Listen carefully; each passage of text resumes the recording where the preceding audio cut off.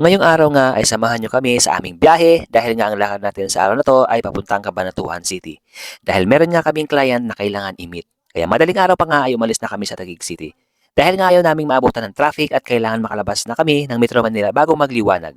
Mabilis lang ang aming transaksyon ng aming kliyente kaya dumiretso na nga kami sa target place namin, ang Calabasa Picnic River, na isa rin sa mga dinadayong pasyalan ng mga motorista.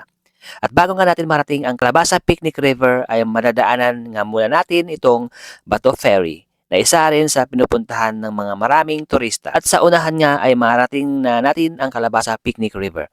May entrance fee na 10 peso bawat isa at ang bawat cottage nila ay nagkakahalaga ng 500 pesos. At totoo nga ang chismis na maganda nga dito.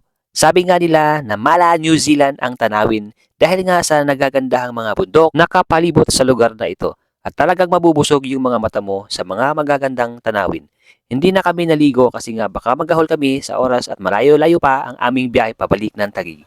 Kaya ini-enjoy na lang namin tingnan ang napakagandang likha ng Panginoon.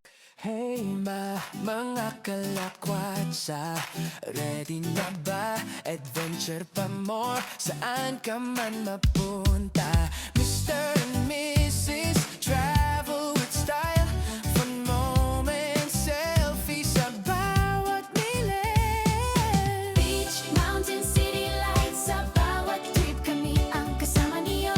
Food trips, photo trips, lahat kayang gawin. With Mr. and Mrs. Walang lunasin. Lakwatserong Mr. and Mrs. Punta tayo. Sobrang na-enjoy talaga namin ang lugar na ito at marami pang lugar ng ating pupuntahan sa sunod nating biyahe. And that's all for today's video, Kalakwatsa. Thank you for watching. Stay safe and God bless. Till our next adventure. Bye! Hey mga kalakwatsa, ready na ba? Adventure pa more, saan ka man mapunta?